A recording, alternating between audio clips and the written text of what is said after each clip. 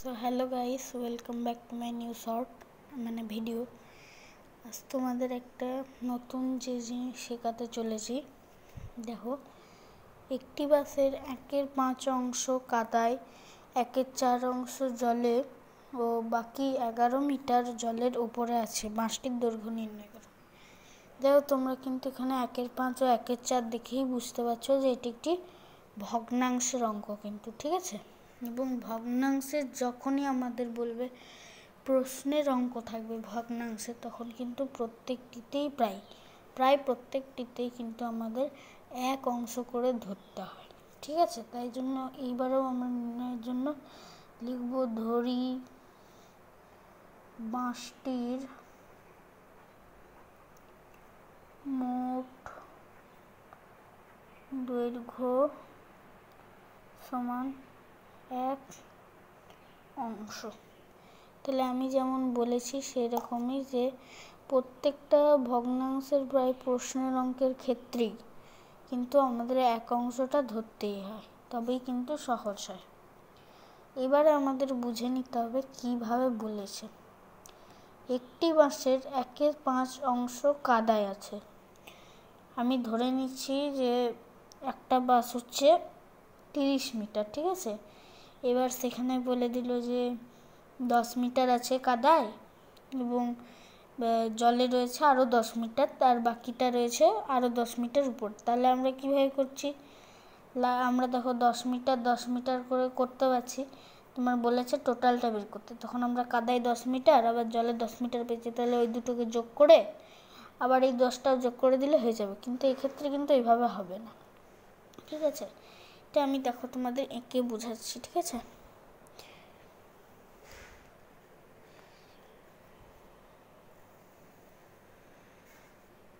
ধরে নাও এটা একটি বাঁশ, ঠিক আছে।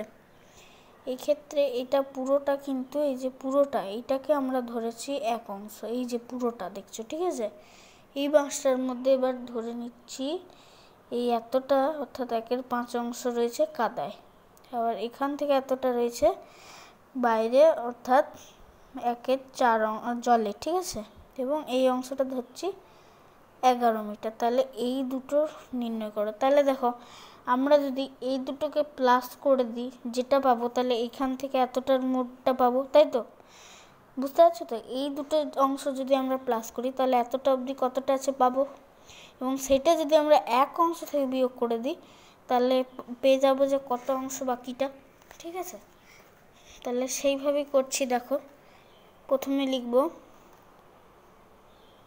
বাঁশটি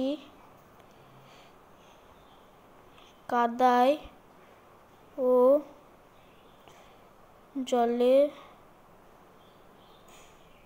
মোট অংশ সমান, এই দুটো যেমন আমরা বললাম যোগ করতে হবে, সেই রকমই আমরা যোগ করব। অর্থাৎ 1/5 এটা কাদায় রয়েছে এবং 1/4 অংশ রয়েছে জলে। এই যোগটা কিন্তু তোমরা আমার চ্যানেলে আগেও পেয়ে যাবে, আবার যোগটা করে দেখিয়ে দিচ্ছি। কি করতে হবে, এই যে নিচের দুটো, এই নিচের দুটোর লসাগু করতে হবে। লসাগুর ক্ষেত্রে কি হয়, যখন পরস্পর মৌলিক থাকে, এই দুটো পরস্পর মৌলিক, তো সেক্ষেত্রে আমরা কি করে দেবো, গুণ করে দেবো। অর্থাৎ পরপর সংখ্যা থাকলে কিন্তু আমরা গুণ করে দেবো। 5×4 কত হচ্ছে, 20 হচ্ছে, তাই তো। 20 লিখলাম। এবারে কি করতে হবে, এই যে লবে যেটা রয়েছে সেটা ব্র্যাকেট দিয়ে ইন্টু দিলাম। এবারে 5-এর সাথে 20কে ভাগ করলে কত হবে, 4 হবে। তাহলে 4 লিখলাম, প্লাসটা প্লাস দিয়ে দিলাম। আবার 1টা যেটা লবে রয়েছে সেটা ইন্টু দেবো। দেখো, 4-এর সাথে 20 ভাগ করলে কত হবে, 5 হবে, তাই তো।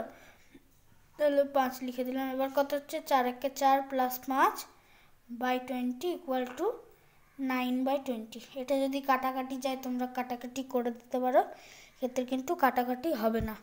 অর্থাৎ কি না, আমরা বুঝতে পারলাম যে এই দুটো অংশ রয়েছে 9/20, ঠিক আছে।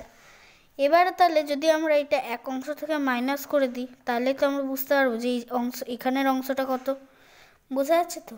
এটা যদি আমরা এক অংশ থেকে মাইনাস করে দিই, তাহলে আমরা বুঝতে পারছি যে এটা পরে কিন্তু কতটা রয়েছে।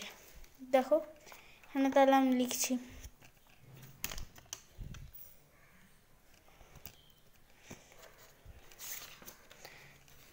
দেখো এই যে এখানে যেমন রয়েছে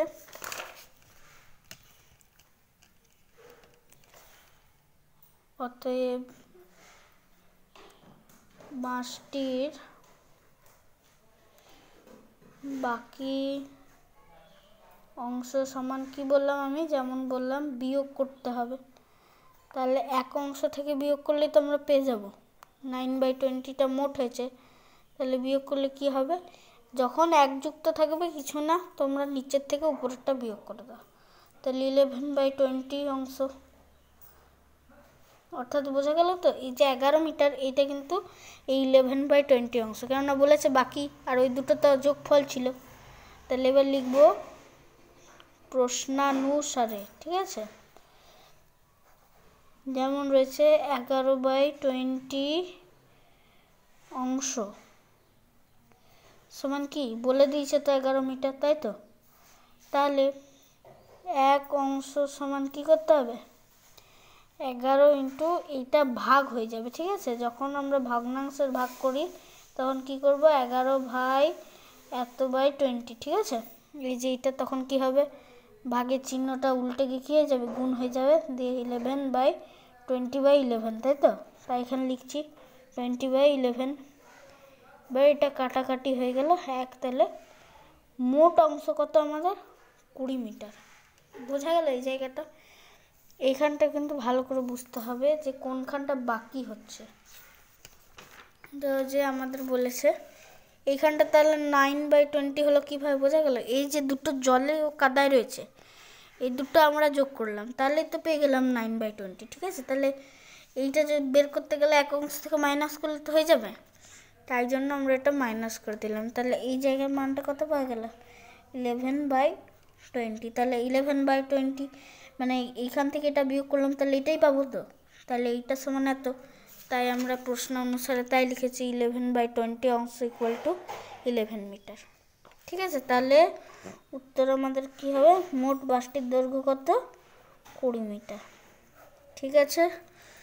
বোঝা গেল। তাহলে যদি না বুঝতে পারো আরেকবার তোমরা দেখো এবং বোঝার চেষ্টা করো, যদি তাও না বুঝতে পারো তাও আমাকে কমেন্ট করো, ঠিক আছে। এর পরের ভিডিও, নেক্সট ভিডিও কোন টপিকে চাও অবশ্যই কমেন্ট করে জানিও। টাটা।